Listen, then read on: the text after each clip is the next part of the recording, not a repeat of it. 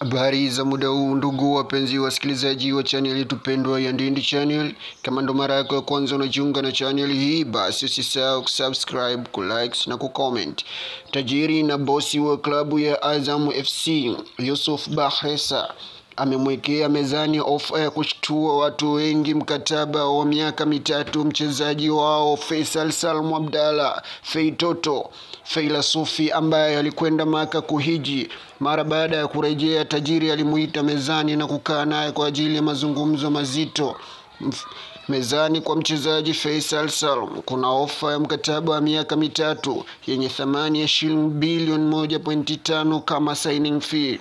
Kwa muda huo wa miaka mitatu, mshahara kwa mwezi atalipwa shilingi milioni 80 za Kitanzania, hali ambayo haijawahi kutokea kwa mchezaji yeyote, awe ni raia wa kigeni au ni mzawa. Hakuna mchezaji ambaye alikwishawahi kulipwa milioni 80 kwa mwezi. Faisal Salum ataingia kwenye rekodi ya mchezaji ghali kuliko wote hapa nchini Tanzania na bara la Afrika kwa ujumla.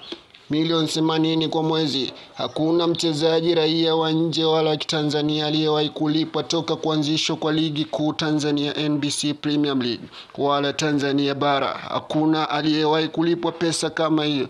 Ni pesa ambayo kila binadamu mwenye akili timamu hawezi kuikataa. Aswa ukiangalia kulingana na maisha yanavyokwenda kwa sasa, pesa inahitajika kuliko kitu chochote. Usichoke kunifuatilia katika channel hii.